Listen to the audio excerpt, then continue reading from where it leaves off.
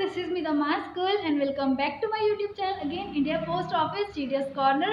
Hope you guys are doing very well. So as you all know, this channel is all about GDS candidates who are already working in Department of Post as a GDS BPM, ABPM or डाक सेवक. So if you are new, so don't forget to subscribe my YouTube channel. इसके अलावा अगर आप other social media handles पे active हो like Facebook, Instagram, WhatsApp और Telegram, सो आप उन अदर सोशल मीडिया हैंडल्स पे भी जाके मुझे फॉलो कर सकते हो. लास्टली मैंने एक वीडियो अपलोड करी थी जिसमें मैंने ये बताया था कि जीडीएस बीपीएम के टारगेट की हरासमेंट और प्रेशर के बारे में कि कितना प्रेशर होता है और आप टारगेट किस किस टाइप के होते हैं, और अगर ये टारगेट अचीव ना हो तो क्या आपकी सैलरी रोक दी जाएगी या फिर आपको ड्यूटी से हटा दिया जाएगा.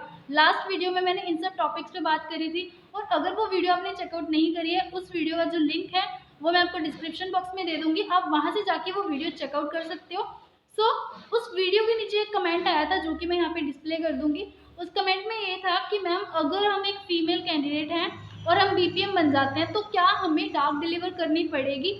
वैसे तो मैंने बीपीएम के वर्क प्रोफाइल के ऊपर काफ़ी सारी ही वीडियोस बनाई हैं, बट ये भी एक इम्पॉर्टेंट टॉपिक है कि क्या जीडीएस बीपीएम अगर फीमेल होती है तो उनको डाक डिलीवर करनी पड़ती है क्या नहीं, क्या बीपीएम का काम भी डाक डिलीवर करना है और किन किन केसेस में एक लड़की को डाक डिलीवर करनी पड़ती है. आज की वीडियो इस टॉपिक पे है. इस वीडियो को बिल्कुल भी स्किप मत करना अगर आप एक फीमेल कैंडिडेट हो और आपने बीपीएम की पोस्ट के लिए ऑलरेडी अपना एप्लीकेशन फॉर्म फिल कर दिया है.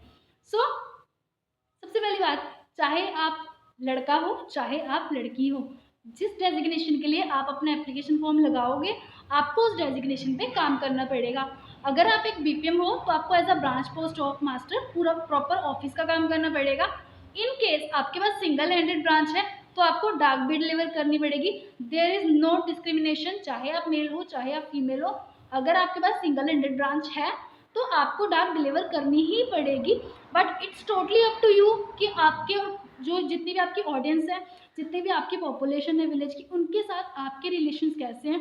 वो लोग अगर आपके साथ कोऑर्डिनेशन करते हैं तो सारी की सारी डाक आपके पोस्ट ऑफिस से भी इजीली डिलीवर हो जाएगी. बट अगर लोग कोऑपरेट नहीं करते हैं तो उनको डोर स्टेप पे आपको डाक देनी पड़ेगी. I am a single handed branch post master और हम भी डाक डिलीवर करते हैं. बट जैसे जैसे आपको टाइम होता रहता है वैसे वैसे जो विलेज के लोग होते हैं वो आपसे बहुत ज़्यादा कोऑपरेट कर लेते हैं और ईजिली वो मान जाते हैं कि वो अपनी जो डाक है वो पोस्ट ऑफिस से रिसीव करेंगे. और काफ़ी बार तो कस्टमर इतने नाइस होते हैं, वो खुद बोल देते हैं कि बेटा आप हमें कॉल कर दिया करो, मैम आप हमें प्लीज़ इन्फॉर्म कर दिया करो, आप ना हमारे घर तक आया करो. क्योंकि ऑफकोर्स काफ़ी सारे रास्ते सुनसान होते हैं और काफ़ी सारे लोग होते हैं जो इन चीज़ों को अंडरस्टैंड करते हैं कि being a female branch post master हमें थोड़ा सा कोऑपरेट करना चाहिए. बट ऐसा सभी कस्टमर्स के साथ नहीं होता. तो कुछ केसेस में कुछ कस्टमर जो है बहुत एरोगेंट होते हैं या फिर उनको सिर्फ ऐसा होता है कि हमें डोर स्टेप पे ही सर्विस चाहिए, you are a branch post master, आपकी ये ड्यूटी है. तो हम वहाँ पे आर्ग्यू नहीं कर सकते हैं, वो जिससे ओके. हमें वो डाक डिलीवर करनी पड़ेगी अगर कस्टमर की प्रेफरेंस है कि वो उनको डोर स्टेप पे उनके डिलीवर हो. देन सबसे पहले ये बात होगी अगर आप सिंगल हैंडेड ब्रांच में. उसके अलावा अगर आप एक एबीपीएम सेलेक्ट होते हो तो एबीपीएम का बेसिकली काम ही होता है एमसी का या फिर एमडी का, या तो डाक लाना और डेली अकाउंट देना या फिर आपको सिर्फ डाक बांटना डोर स्टेप पे. बट एक होता है एबीपीएम जिसको कहीं भी एडजस्ट किया जा सकता है. वैसे किसी भी एबीपीएम को कहीं भी एडजस्ट किया जा सकता है. अगर आप एबीपीएम हो और किसी जगह पे ब्रांच पोस्ट मास्टर की जगह खाली है तो करंटली आपको वहाँ पे लगाया जा सकता है, डेप्यूटेशन पे लगाया जाता है वो कुछ समय के लिए, जब तक उस जगह पे कोई नया ब्रांच पोस्ट मास्टर नहीं आ जाता है या फिर जो ब्रांच पोस्ट मास्टर छुट्टियाँ लेके गया है या किसी रीज़न की वजह से अभी ड्यूटी पे नहीं है. जैसे ही वो आ जाएगा देन आप दोबारा अपनी पोस्ट पे जाओगे एबीपीएम की जहाँ से आपने ज्वाइन करा था. बट ये बीपीएम के केस में नहीं होता है. अगर आप एक बीपीएम हो तो आपको एज अ बीपीएम ही काम करना पड़ेगा, आपको कहीं भी एडजस्ट नहीं किया जा सकता है. ये सिर्फ एबीपीएम के साथ होता है. और ये एक डिसएडवांटेज भी है कि एबीपीएम को कहीं पे भी डाल सकते हैं और यहाँ पे आप बिल्कुल भी बहस नहीं कर सकते हो because of course you are a ABPM. जहाँ पे डिपार्टमेंट को लगेगा नीड है, जहाँ पे आपके सीनियर्स को लगेगा कि यहाँ पे हमें नीड है किसी एम्प्लॉय की, वहाँ पे उसको एडजस्ट कर देंगे. इवन कि काफ़ी बार हेड ऑफिस में भी एडजस्ट कर देते हैं और एज पर नीड कि हाँ अगर फीमेल स्टाफ है तो उनका कोऑपरेट भी किया जाता है कि उनको कोई भी इधर उधर शिफ्ट कर दिया जाता है कि हाँ यहाँ से उठा के एक एबीपीएम है तो ऐसी ब्रांच में डाल दो जहाँ पे डाक डिलीवर होती है. बट अगर आप एक एबीपीएम हो और सिंगल हैंडेड ब्रांच आपको मिलती है तो भी आपको डाक डिलीवर करनी पड़ेगी. चूज़ वाइसली कि आप जो ब्रांच ऑफिस चूज़ कर रहे हो एज अ बीपीएम वो सिंगल हैंडेड है या डबल हैंडेड है।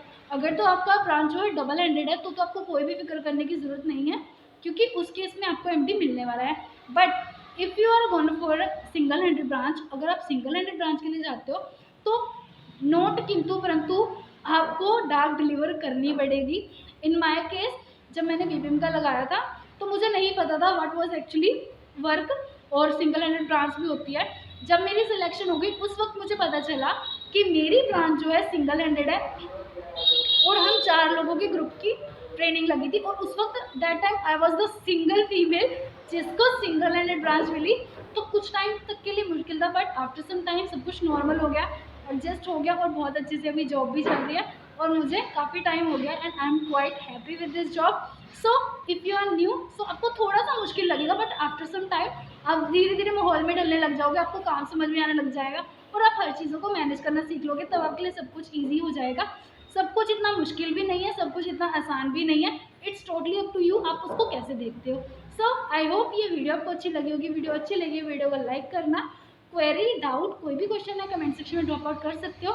मिलते हैं next time with a new topic with a new video. तब तक stay safe, stay tuned and best of luck for your future and thank you so much for watching.